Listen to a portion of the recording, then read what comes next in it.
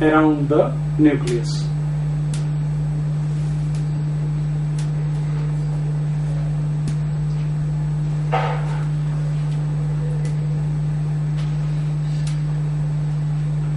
This is due to the fact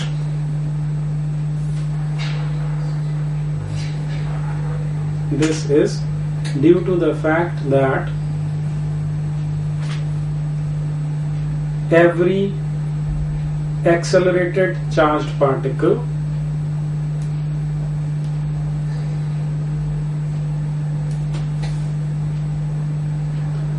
emits electromagnetic waves.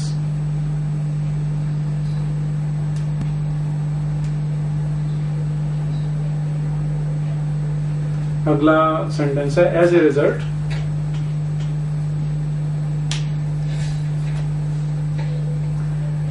The electron will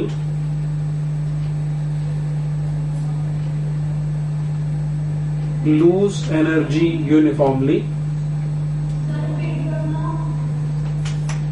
As a result, the electron will lose energy uniformly and ultimately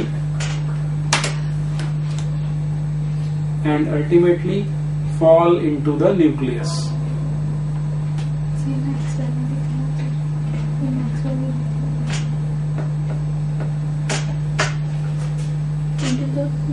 Into the nucleus. दूसरा है second point, if this model is true, then the spectrum of emitted energy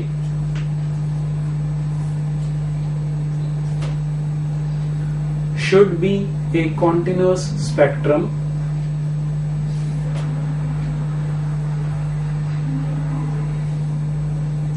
and not a line spectrum.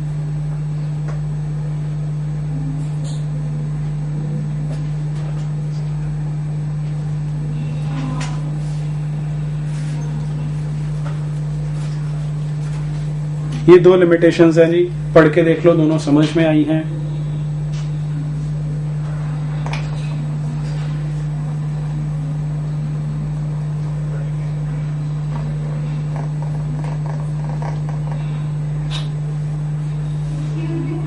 बोलो जी।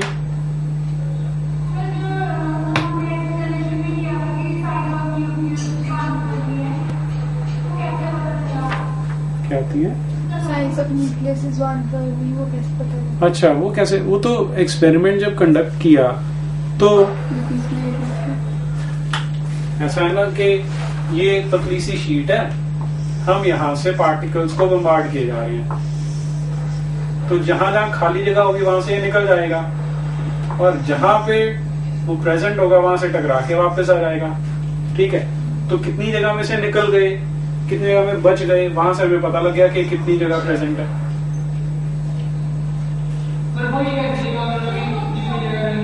एक एक करके बोलो, एक एक करके।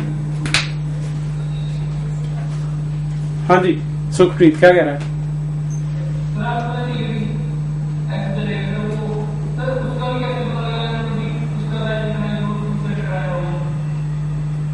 अरे यार, तुम ऐसे सोच के देखो कि हमारे पास कोई ऐसा सोर्स है जो रेडिएशंस को एमिट करता है, मान लो एक्सरेज है। ठीक है, सामने एक पर्दा लगा हुआ है और पर्दे के पीछे कुछ 8 जगह पे, अलग अलग जगह पे ईंटें हैं, हमें नहीं पता वो कहाँ है। ठीक है, ना ही उनका साइज पता है। हम एक्सरेज छोड़ते हैं, पीछे जो स्क्रीन है उस पर डिटेक्ट हो जाती हैं एक्सरेज, लेकिन जहां पर ईंट है वहां पे नहीं जाएगी। तो आपको एक्सरे की फिल्म देख के पता लग जाएगा कि इतने साइज में ईंट है, लगेगा कि नहीं?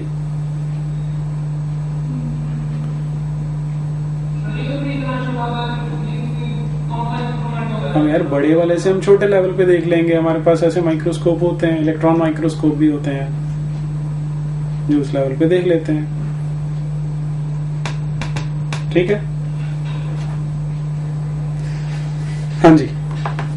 अब बोहर्स मॉडल लिखिए जी। तुम लोग आते होंगे बोहर के पोस्टुलेट्स तो।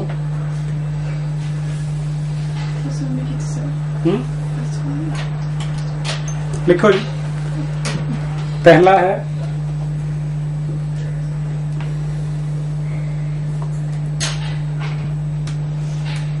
the electrons of an atom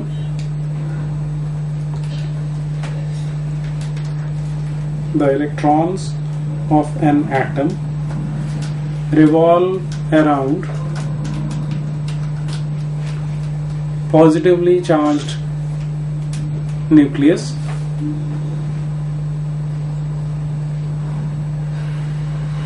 and the centripetal force required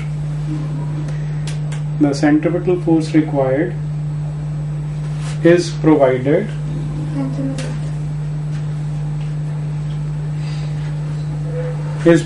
by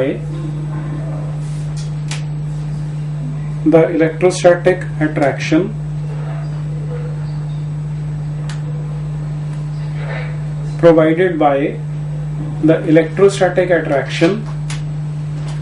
between the electron and the nucleus.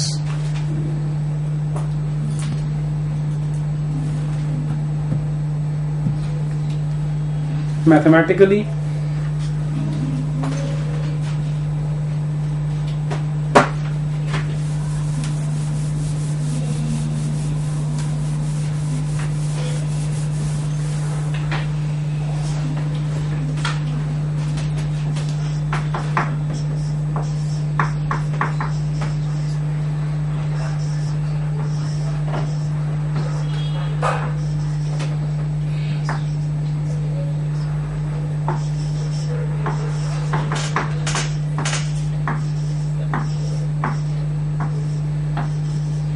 जो कांस्टेंट ऑफ प्रोपोर्शनैलिटी है उसे के से डिनोट कर दिया।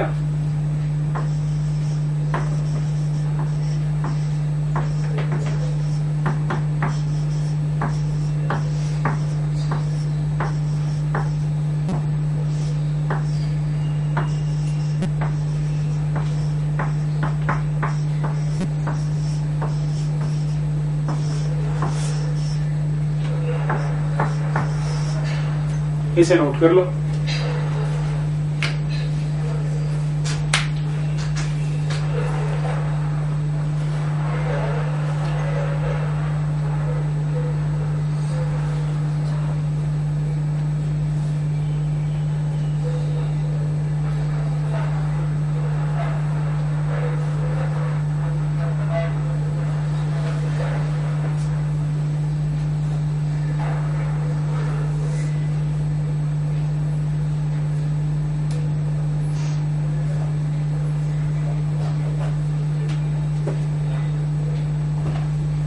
हो गया। सेकंड पॉइंट लिखो।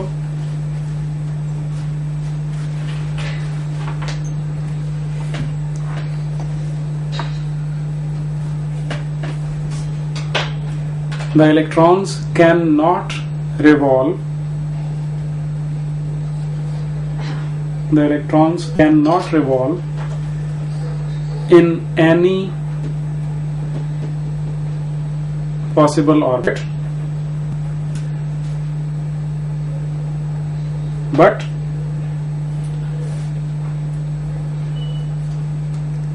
can revolve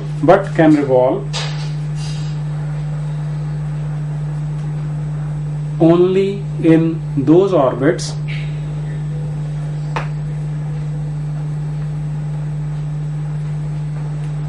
where its angular momentum is a multiple of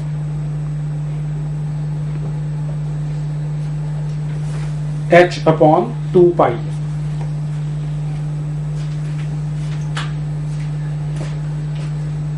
mathematically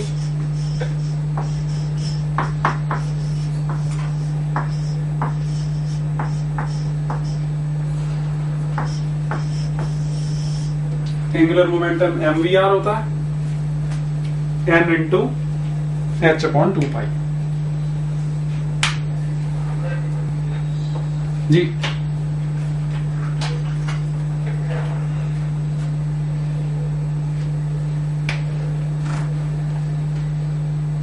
ठीक है। थर्ड पॉइंट है a fixed amount of energy, a fixed amount of energy is associated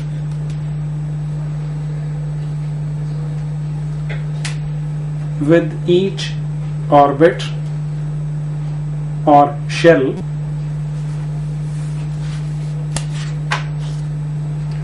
therefore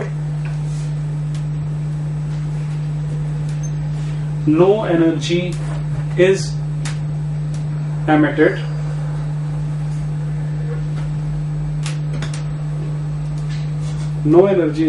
by an electron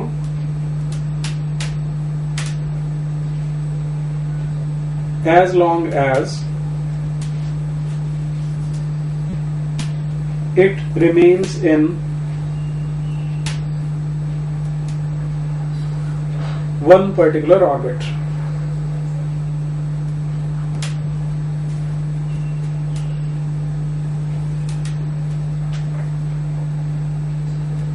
The emission or absorption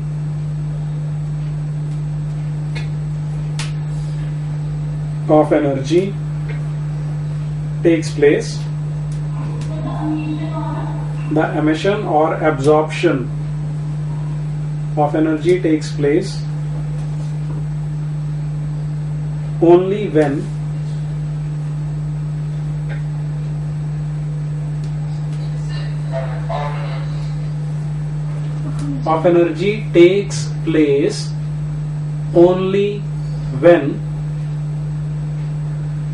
an electron jumps from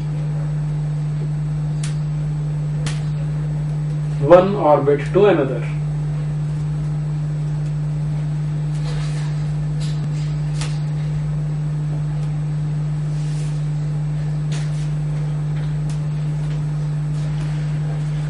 ठीक है जी। अब इसने क्या किया, energy assign कर दी कि इतनी फिक्स एनर्जी होगी। वो जो एंगुलर मोमेंटम वाली कंडीशन है उस पर हम आएंगे, उसको मैथमेटिकली भी डिराइव करेंगे।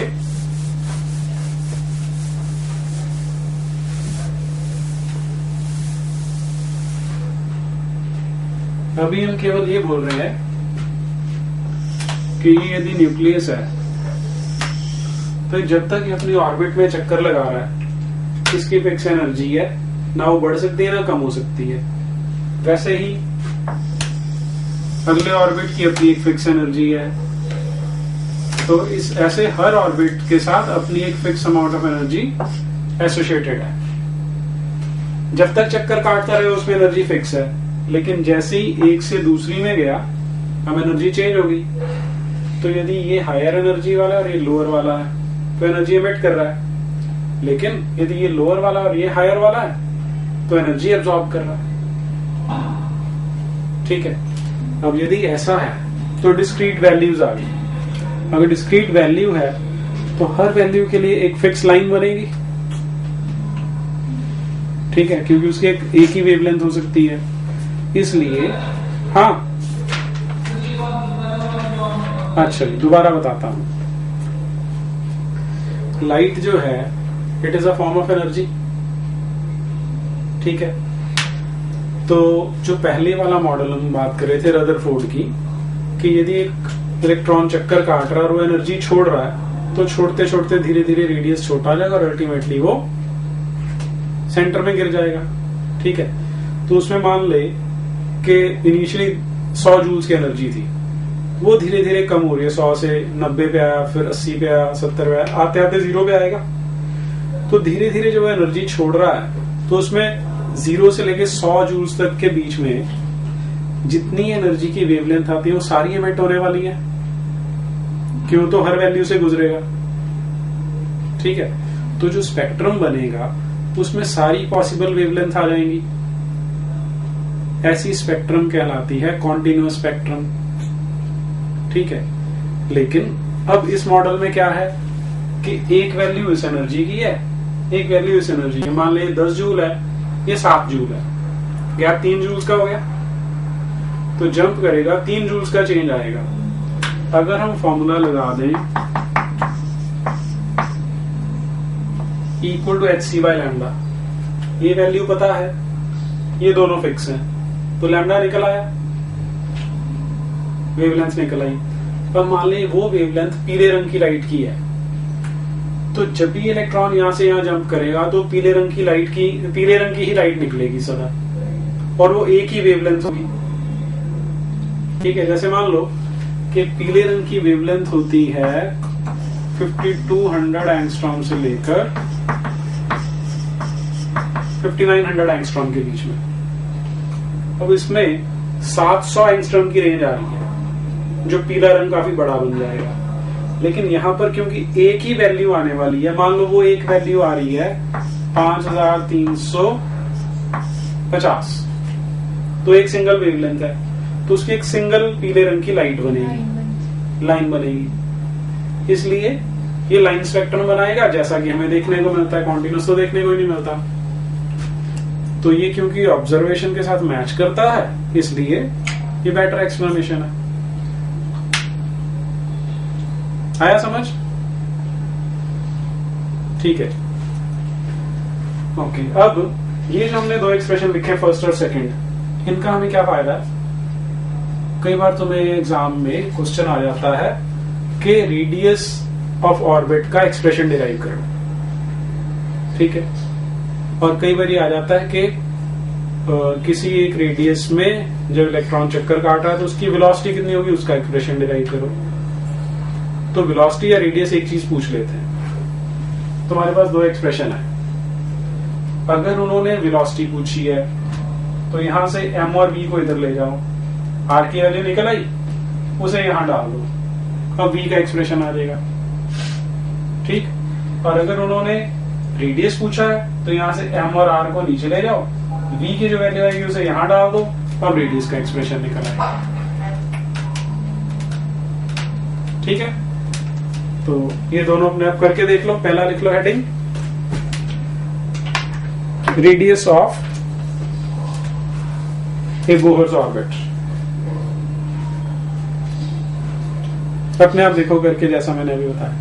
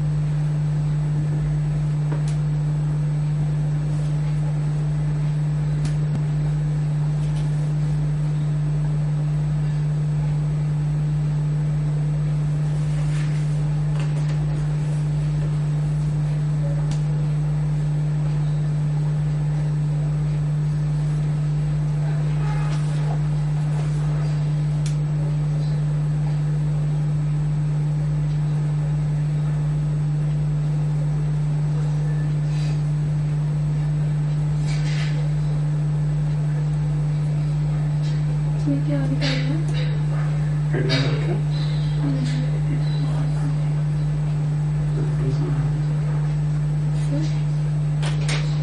रेडियस निकालना है, यहाँ से m और r को उधर ले जा, v की वैल्यू आ गई, उसे इसमें डाल लेगा, जब डाल देगी तो r निकाल लेगा, अकेला r ही तो अननोन होगा उसमें।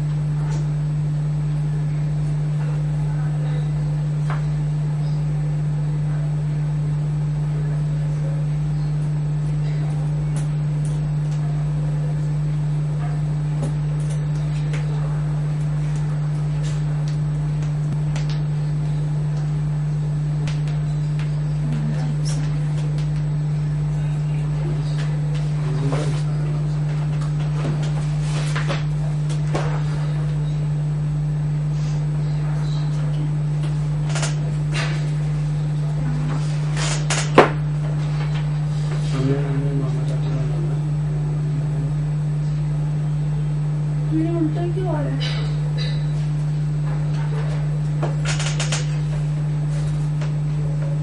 मेरा उल्टा क्यों आ रहा है? हाँ जी, आ गया एक्सप्रेशन।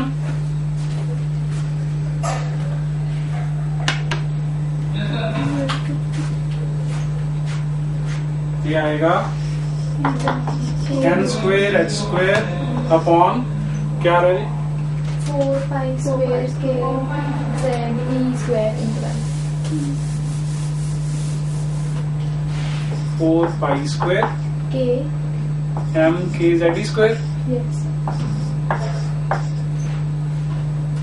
ये आ जाएगा। अब एटॉमिक, अगर उसका एटॉमिक नंबर पता है वो डाल दो, जो जिस नंबर का ऑर्बिट पूछा वो n डाल दो, सॉल्व हो जाएगा। ठीक है, नेक्स्ट लिखो वेलोसिटी ऑफ द इलेक्ट्रॉन। इसका भी एक्सप्रेशन निकालो क्या होता है।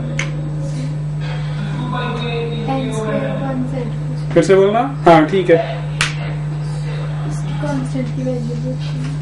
n square by z को छोड़ के बाकी जो कांस्टेंट उसकी वैल्यू नहीं, दूसरा वेलोसिटी ऑफ इलेक्ट्रॉन निकालो जी।